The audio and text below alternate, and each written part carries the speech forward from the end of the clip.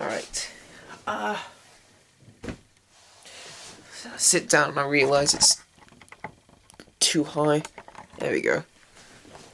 Alright.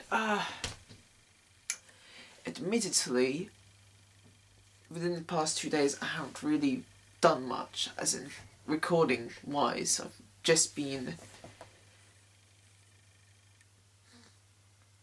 failing to find a better word than distracted, but something I have been doing is thinking.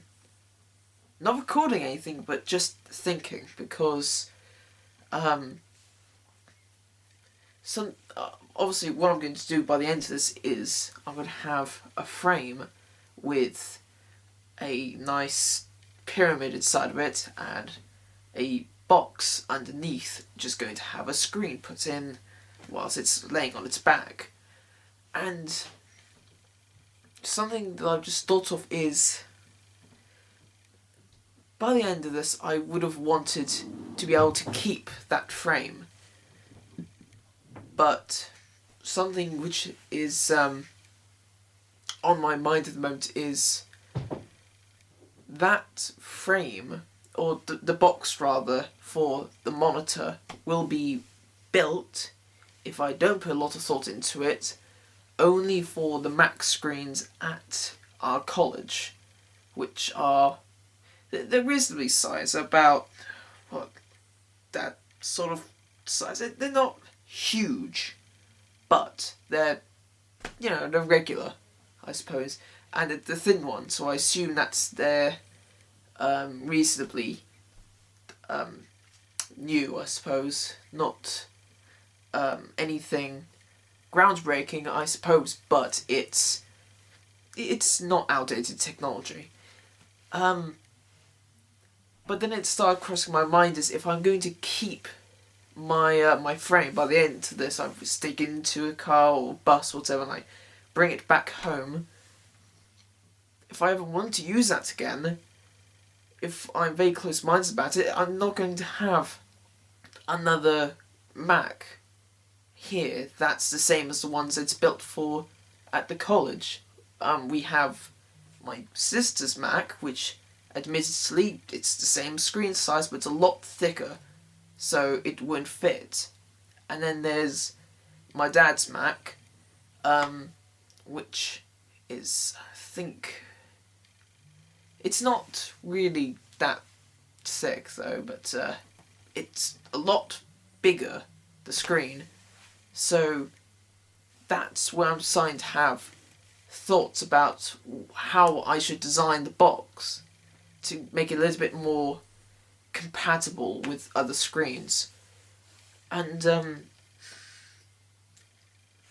I've been mulling over some ideas. One of them was have some kind of leveling system, so if you need a bit more room you could take the base of the top of the base plate and add another layer to it which is separate, and it slots in using little pins or whatever with holes in them, and then stack everything with layers to make it taller,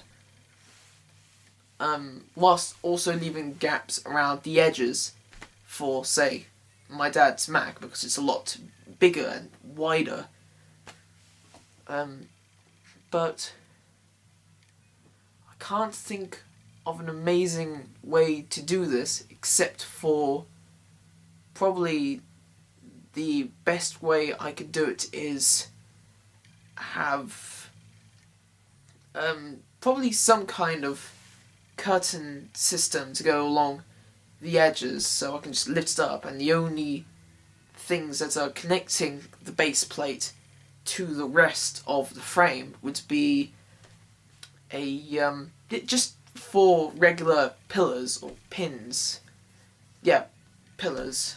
So there'll be the base plate, 4 pillars, and then everything else on top. Another frame, like a picture frame, and then everything else, the actual pyramid and the structure that contains that, or surrounds that rather.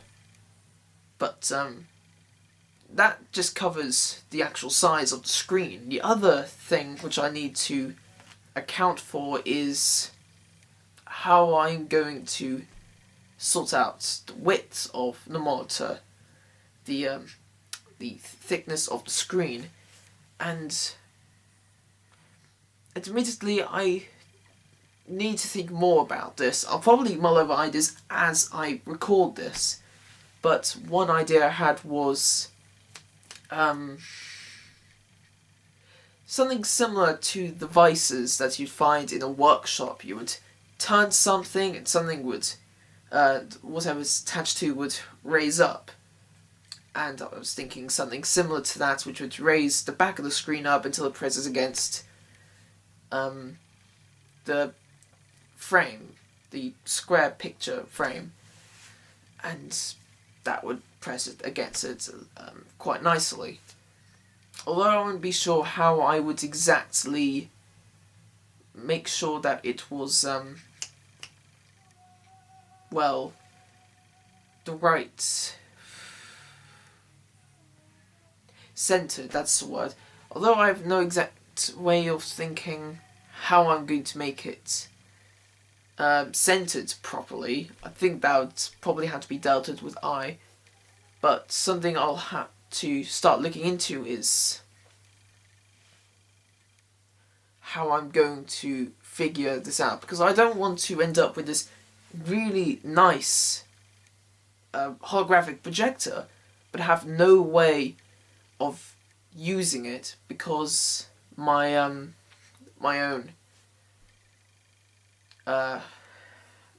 computers that we have available here weren't what the projector was built for. So that's something which is going to very much bug me. Not unless I find some other way. Now, what I've just thought of now is have the base plate that the screen will sit onto be completely separate to the projector, but have at the bottom of the sort of painting frame of the projector a just some kind of cushion, so it's not just wood flat on top of a screen, probably damage it. So I'll think of something for that, but generally what's coming to mind is having something which will keep the screen level at the bottom of the base plate and completely separately the projector which will go on top. But saying that would mean that I'm carrying around two things. We're carrying around the base plate, which might even have to have some kind of system of re-leveling it in case there's particular monitors I find that will have different ways of being propped up. So I think I just made it too confusing all at once. If you look at a regular Mac, it has this sort of... If you're looking at it from the side, there's a V shape holding onto it. Like that. Got this nice big base plate, and coming off that, like a weird L, you have... Yeah, just like that. This is what the stand looks like. So, on its back, I would have something... I would have to have something that fits this sort of area to hold it up, to prop it up. Whilst I've had other monitors in the past which work similar, but they usually get attached to a round base which moves further back than where the stand is. So if you had the screen here and you've got the back panel here propping it up, some computers just have a stand which won't act like this, but like this, exceeding the that kind of hurts, ow, exceeding the I can't do it with my hands. Well, you get the picture. There's different varying monitors and how they design, and their designs, and how I could augment, develop my frame to be a little bit more fluent. Fluent? No, it's another word for it. Not variant. Not. I think you understand what I mean. So something like that's bugging me, but I think for the moment I should just work on thinking about how I'm going to actually build this. So I think something we were discussing was, me and my tutors, we were discussing about cutting the acetate sheets into the 4 panels I need using the laser cutter. So I've used it before. I think it was, you make a file and red lines mean that the laser cutter will cut through it, whilst black will engrave it. So there's that. And I think I'll probably just end up, pardon me, sorry, it's late, which will be obvious because I release these videos immediately after I've recorded them, so there's something you now know. I'll end up probably using some kind of, I might just use a glue gun to attach all the corners, but that usually leaves some kind of excess. So I'm not sure exactly how I'm going to attach everything, but a hot glue gun seems to be my best option. Actually, no it isn't. No, I've got a better idea. I will make a square that's exactly the right size for both the bottom and the top of the pyramid. So I've got it here. Here you go. Here's the old pyramid. There's a hole in the bottom. There's a big hole in the top, and I'll make 2 square frames for both, and glue each individual panel to these squares. But what I'm going to do with the top square though is make it move out slightly more, so it's a little bit thicker, but it doesn't start moving inside, it moves outward. Because something I'd like to do is add some kind of separate hologram add-on to it, which will, I think, during the early stages of this kind of hologram technique being made, they didn't use pyramids, they used just a single bit of acetate or anything reflective and transparent, but at an angle, which I've seen in many different ways. There was one of my friends, a bit of a anime fan, likes, how do you pronounce that? Hatsune Miku? I think that's how you pronounce it. Part of a Vocaloid series. I probably got all that wrong, but... Oh, one thing I do remember though, they had a thing with Domino's Pizza a while ago, where you would get an app and it would look at the pizza box and suddenly it's turned into a stage where this anime character, Hatsune Miku, who's supposed to live in a computer, I think, and sing songs, will appear, and yeah. There was something like a project on YouTube, something along those lines, which is a tutorial to making a shoebox Vocaloid stage. And you cut a hole, you stick your tablet or something on top of the shoebox through the hole again, and it'll project against, again, acetate or something like this, which is tilted. It'll project that onto it, so you'll have a holographic stage. I was thinking that I'll do one of those for the base, so whilst the computer's still attached to the holographic projector, I could, instead of having to set up everything and slide it into the frame so it's all ready, I could just put it in there, not put in the pyramid, but first slide in a separate attachment, which is one of these flat, straight acetate sheets, and have what's already on the computer project at it, which means even if you're trying to move to a YouTube video or do some files whilst it's still in there, because of the holographic projection, it's already there. You can look at it, you can do what you need to before you can slip in the pyramid, and then you will be able to do what you need to. Although, now that I'm thinking about it, the whole way that these holograms work are by reflections. So, if I recall, I'm just going to check something. If I recall, if I put this on here. Okay, so I've just got my 2DS for a moment, because why not? Actually, I'll probably have a better chance if I use this. Yeah, probably. Okay. If I look to the top, to the side. Okay, so if you look at the insides of the holographic pyramid, you cannot see anything, which means that because you have to have the holographic pyramid pointing at the screen, you can only see on the underside or overside, depending where the screen is.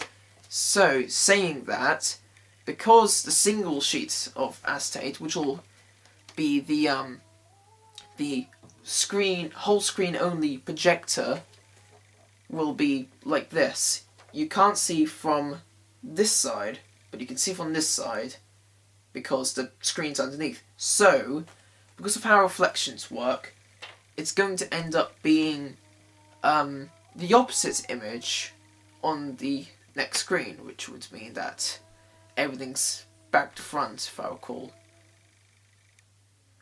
Yes, it would be. So, part of this attachment would be a mirror, just a mirror panel. So, if you set up this projector, oh, excuse me, when you put in this attachment, so you see the whole screen, there'll be another, there'll be a mirror on the side where it would look like this. So, this is the sheet, it'll be reflected on here, here's the hologram, and here's the mirror. And of course you can still see through the acetate, so this means that the mirror will become the back of this attachment. And because, like I said, because you're looking in from this side, not this side, you can't see the hologram because it's not what's reflecting on that. So, if the mirror's the back, and this is reflecting the opposite image of the screen, and this is reflecting it back, which means if you're standing this side, you'll see a regular picture of what the screen looks like, because it's reflecting back what's already been reflected the opposite of. So, that's something I'm going to look into, where I could get just a mirror. You can get really cheap mirrors. If you've been at primary school or high school, they've just got mirrors anywhere. Not glass ones, you could get sticker mirrors or something. I'm going to look into that. It should be really easy. It's not something I'm going to worry about. So there's that. So that's something I'd like to build as an attachment. I'll have two separate screens which I could slot into the square frame or structure. Yeah, I'm going to refer to it as a structure. You've got the base plate and anything on top of that which will level out the screen, and something in between it, I'm not sure, but then there's the frame which will be in between the structure which will house the projector and the where the monitor will be, which may be cushioned or something, I'm still not sure. And then there'll be the structure which will, like I just said, house the actual holographic projector, but it won't be attached to it because you'll have two separate attachments which you can simply slide into the structure from the top. So there's the jargon: base plate, monitor, frame, frame, structure, and the 2 projectors which will go through the top. Pyramid and full screen. So that's jargon which I'll write down and I'll hold on to until it's most relevant. But most likely if I do release that on the blog before... sorry, tired. If I release that on the blog before showing or talking about the building of the actual full project, presentation, holographic presentation is what I'm going to call the whole thing. Holographic video, holographic presentation, or exhibit, there we go. Holographic video, holographic exhibit. There's some jargon words. The holographic exhibit is the whole setup I've been talking about. Holographic video speaks for itself. So yeah, like I said, if I release what I've just talked about on the blog before I show the actual making of the holographic exhibit, then that would mean that I have not started.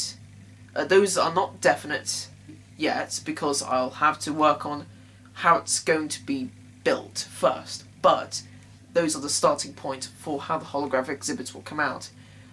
I have noticed I've been talking a lot about how I'm going to create these images and not much about the project itself. And true, I have recently finished the mind map. Sorry again, I've just realised I've completely forgotten to take photos of the mind map.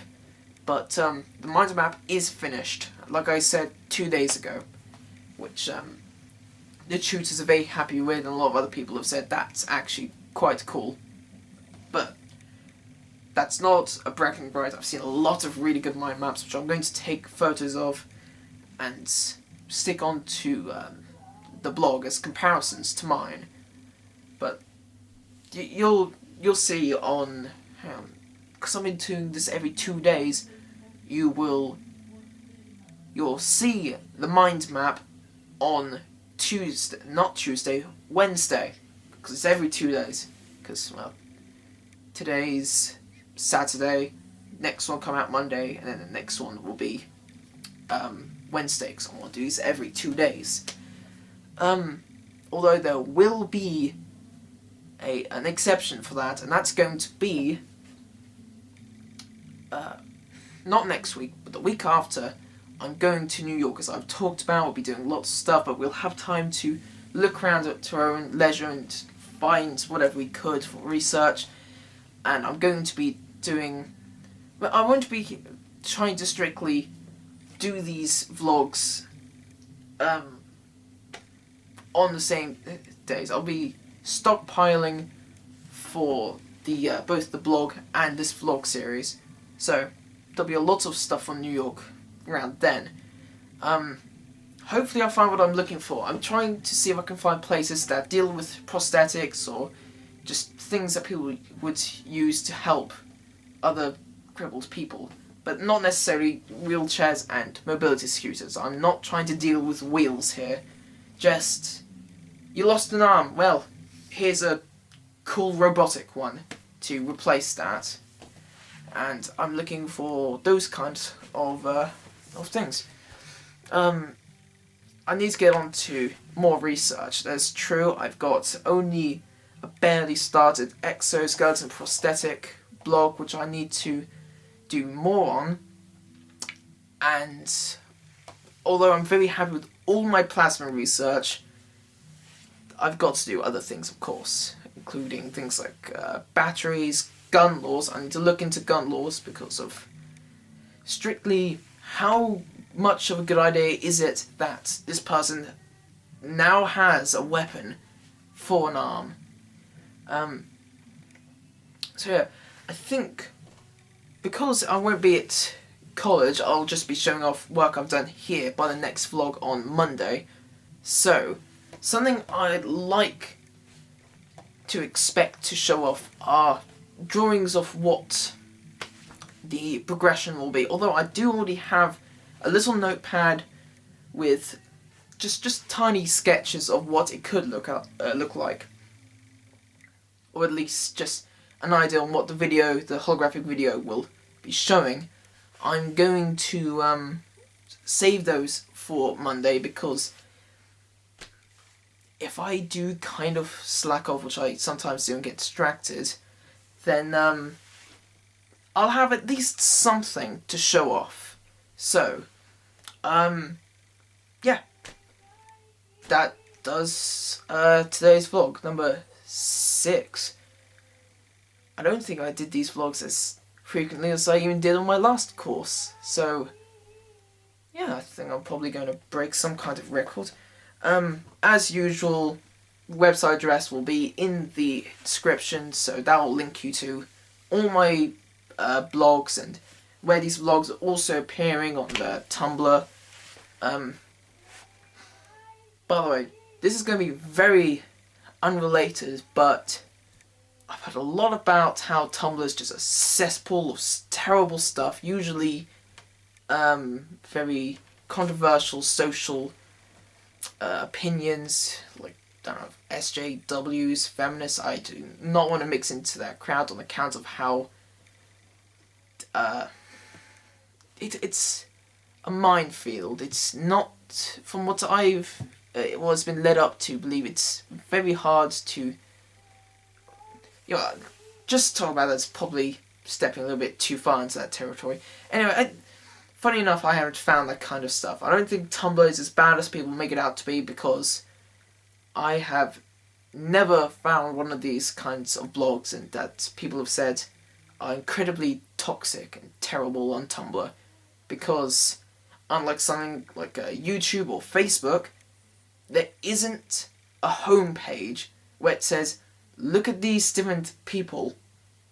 It's maybe once or twice it'll show up on the sides of the screen like an ad, usually a GIF, usually a painted image or photo or pixel art, which frankly look really good, but it's never suggested to me these kinds of things.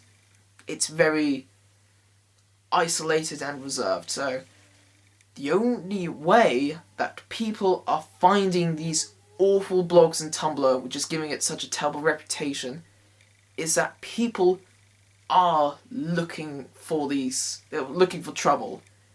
I've not found them. It is never suggested to me to look at other kinds of blogs, apart from the one once a page sort of ad kind of thing, which is only on the side screen. It doesn't force it in your face. Nothing else. It's never suggested to me anything like that. So, completely irrelevant to what we're talking about, but just a slight opinion that I don't think there's anything wrong with Tumblr unless you're looking for it, because it won't try and look for trouble. And yeah, that's it. Okay, well, I'm sticking this onto YouTube. I don't know whether it's going to do well, but just going to keep talking.